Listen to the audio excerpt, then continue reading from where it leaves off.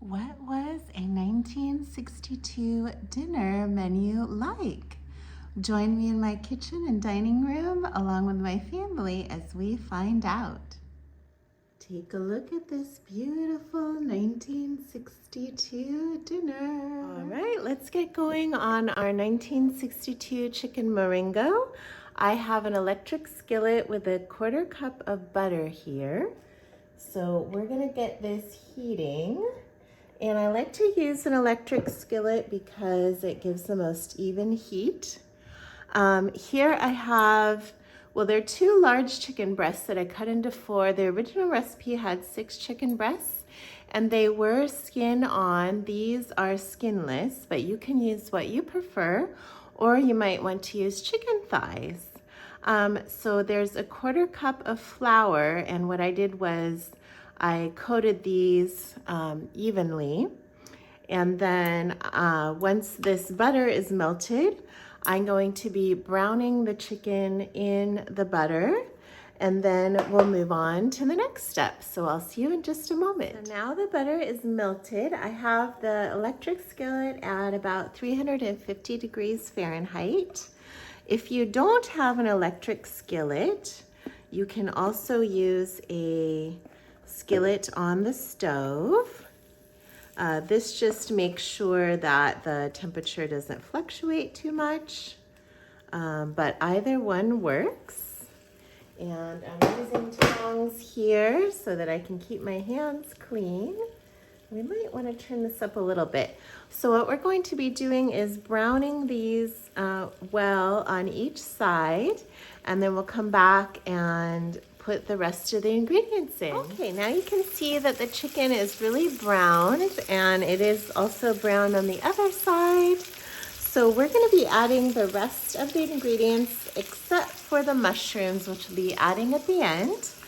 So we have 1 whole chopped onion going in there. It's kind of a large one, so there's plenty of onion. It called for 3 small onions, but I thought, well, 1 large one is better. And if you are serving more people, you can add more chicken at the beginning if you want. I'll be putting the whole recipe in the description below. So we want to get all that in there. And then we're going to put 8 ounces of tomato sauce in here, or a small can. Put that in there. We'll kind of stir this up as we go. Then we have a tablespoon of my favorite kosher salt. We have about a rounded teaspoon of garlic. We love garlic, so I always add a tiny bit extra. And then a teaspoon of dried basil. And then we have about a tablespoon of dried parsley. You can also add a bigger amount of fresh parsley if you'd like. And then a 1/2 cup of water. So I'm gonna just stir this a bit to get it incorporated. Make sure all those flavors are distributed. We can add a little sauce on top of the chicken. And I love how easy this recipe is, all in one container here. This is lovely. So we want to get all of that mixed up, and then we simply press the, oops, my cookbook fell down, the lid on top here, and we're gonna wait 50 to 60 minutes or until the chicken is tender. Then we'll be cooking the mushrooms. So I'll be back when we are going to cook those, and let's take a short break and come back to the veggies in a moment. All right, we're back, and our lovely chicken Marengo has been simmering for about 50 minutes. I wanted to do the maximum amount of time to make sure that the flavors were well melded. So we're gonna add in our about 1/4 pound or so mushrooms. I never like to skimp on mushrooms, so we put our chicken to the side, and then we're gonna simmer these mushrooms for about 5 minutes with the lid off. So just make sure they're all coated. And then we'll come back and see what the dish looks like at the very end before we move on to some fun 1960s facts, our veggies, our dessert, table setting, and more. Stay tuned. So now our mushrooms have been simmering for 5 minutes and they look really fabulous. Yum. So I'm going to unplug this and let it cool down a little bit. And then we're gonna move on to our sauteed Brussels sprouts in just a moment, the next part of our 1962 menu.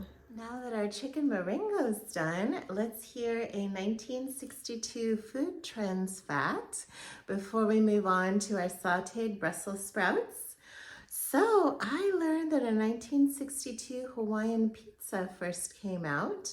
It was first served in Ontario, Canada by a restaurant owner named Sam Panopoulos. I'm not sure if I'm pronouncing that right, but raise your hand. Let me know in the comments down below if you are a Hawaiian pizza fan.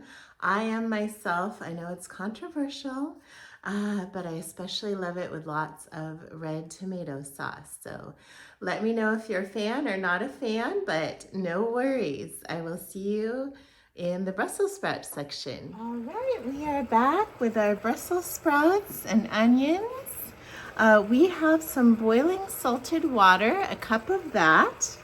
And to that, we're going to add our trimmed and washed Brussels sprouts. Oops, that one I will pick up later, but it's not going in the pot right now. So we're adding that, and we're also adding a chopped onion to this.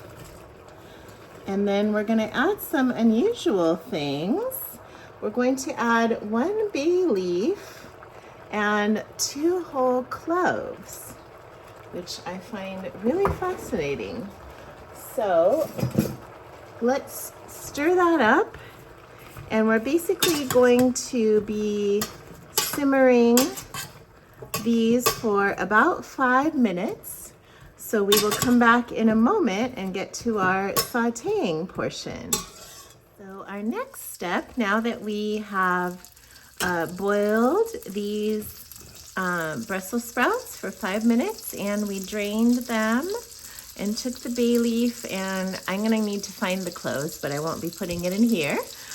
We're melting some butter in a skillet, and I'm going to be putting the Brussels sprouts and the onions in there to saute for a few minutes until they're nice and golden brown. So I will be coming back after we're just about done with the sauteing and show you what it looks like. Okay, I have been sauteing these over a low heat for a few minutes and kind of shaking the pan and stirring them up. So look how beautiful they look, kind of lightly brown, and also the onion gets really caramelized.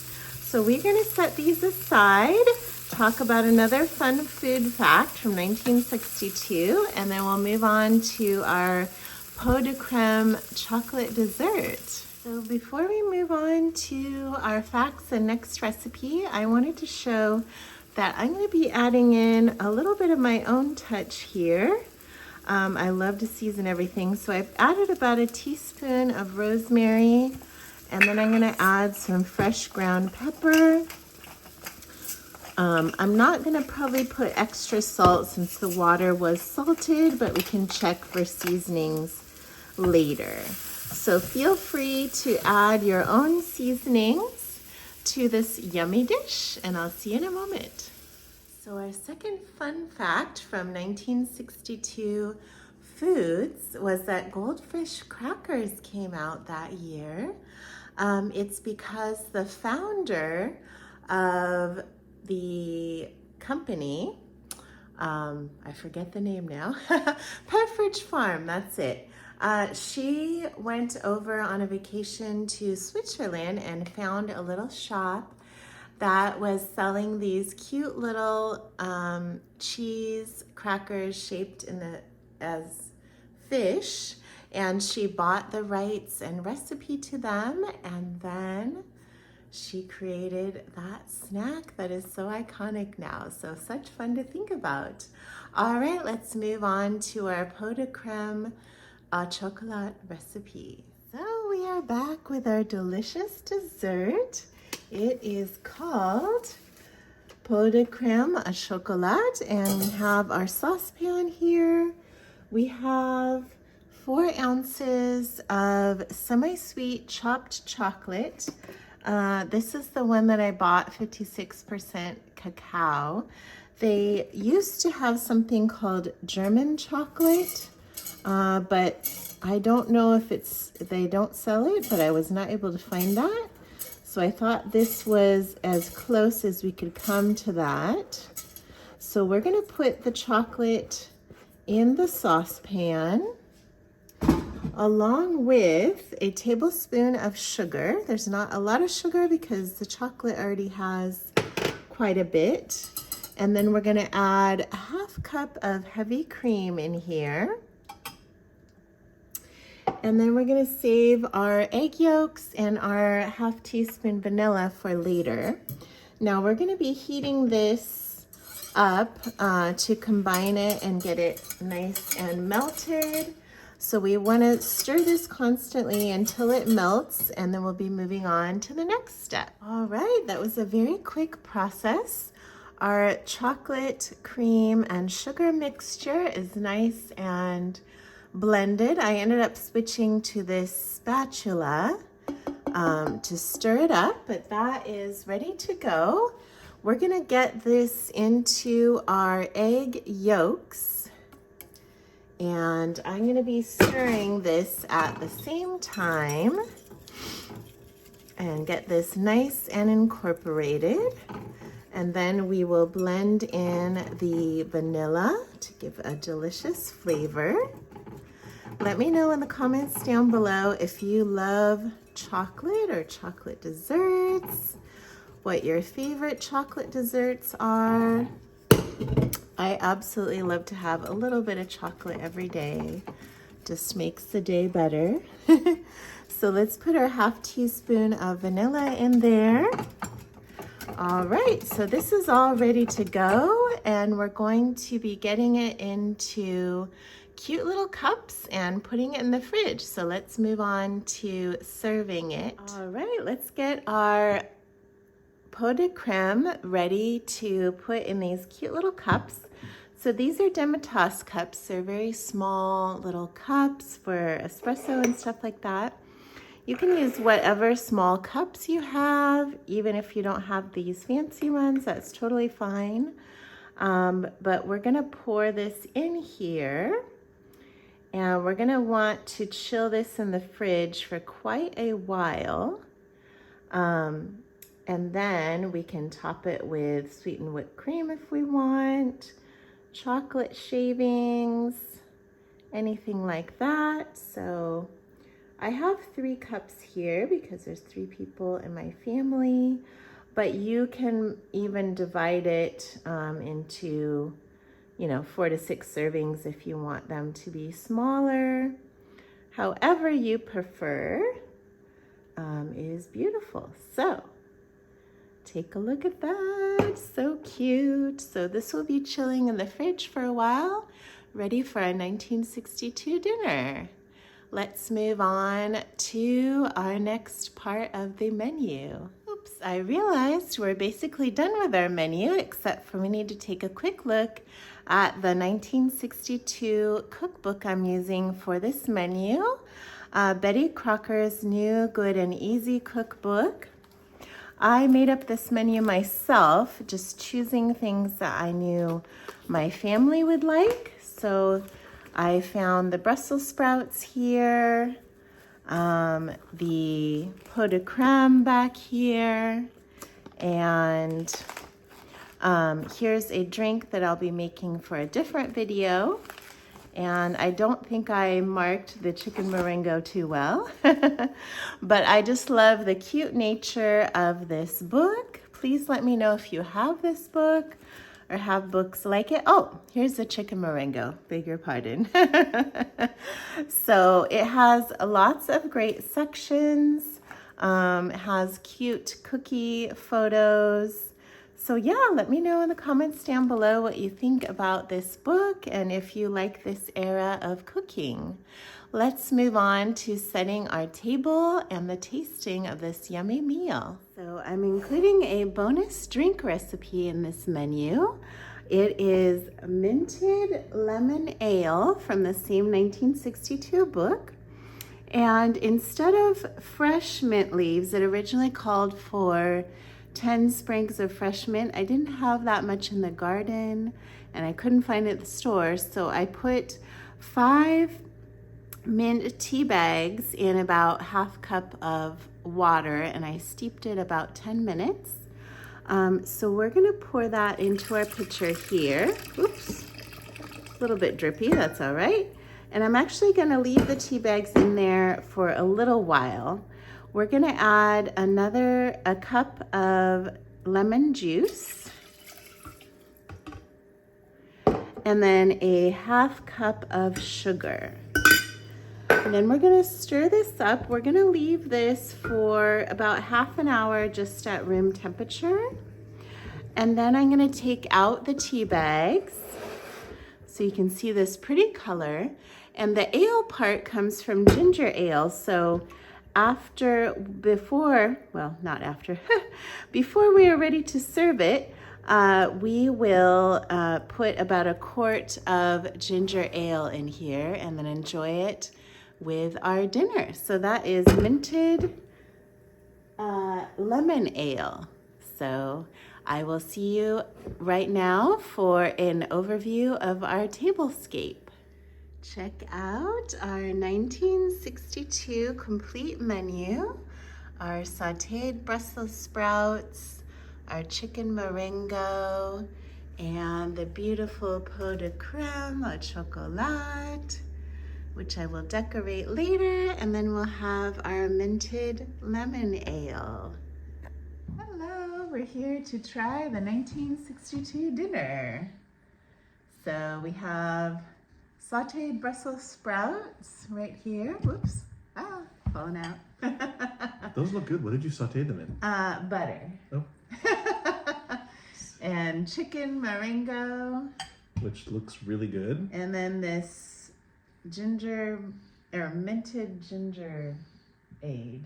Oh, okay. So cheers. Cheers. Did you already put the ginger ale inside? Yes. Ooh, it has all the flavors. It is, I do taste the lemon and the mint and the ginger ale. I taste ginger and lemon for sure. To be honest, I'm not a huge fan of really minty things. Not your I thing. get that, yeah. It can be a little strange. But on a summer day, oh yeah, that'd be it'd be good with ice. Barbecue punch or something. All right, well, you want to try the Brussels sprouts since Adam got the wayward one? Yeah, these look really good. Thank you. I'll wait till the serving spoon returns. There we are. Sorry. Oh, you're fine.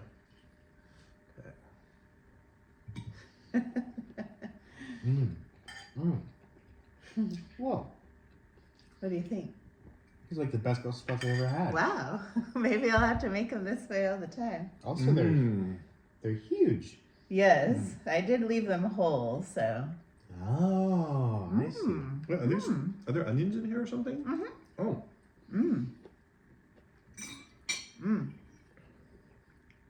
That is a huge winner. Simple, definitely do that delicious. Again. The only thing I added was rosemary and pepper. The rest is all the recipes. These are amazing. Thank you, 1962. Yeah. Can I move on to? Yes. If you mind me speaking for a bit, I think kind of a problem I can have with Brussels sprouts is they're too dry. Yes. These are really nice because they're moist and you don't have to chew them that much at all. They just kind of, you can just bite right through them. It's great. That's fantastic. Well, I might have to use this method from now on. Because you're right, we often oven bake. Yes. Which has tendency, like if you do it too long, they'll dry out. Yeah. But these sauteed ones are delightfully nice and moist. But they're not mushy like steamed ones often are. Yeah. I think it's a good technique. I don't know if it's like a lot of work to do, like you don't have to, but This it's not that hard, really. Pretty fast. Well, yeah, this could be our new standard. I like it. I'm excited. I learned something new. Well, what am I eating here? It looks great. Chicken Marengo.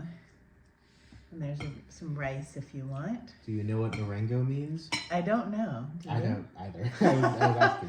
I didn't look it up, but it's just a tomato mushroom chicken, basically. Maybe you should, because you're like, it's like historical stuff, right? Maybe Oh, people wanna totally. know. Well, it looks like Dad's looking up Marengo. All right, guys, before we get a knowledge bomb.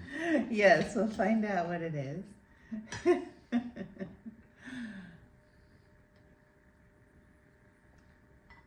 And yeah, the extra sauce is good over rice. Let's see what this tastes like. Oh, Marengo is a location near Alessandria, Italy. Oh, lovely. So it's like maybe an Italian type of recipe. Let's try some. Seems to make sense. Mmm. Mmm. That's really nice. Mm. The sauce is really good, and the texture of the chicken is amazing. It's like, it's not tough at all. It's really great. I have to agree. Yeah, it's nice and moist, and I really like the onions and the mushrooms. This whole meal is very moist. I like it. Exactly. It's a little like a chicken parm, only not as heavy.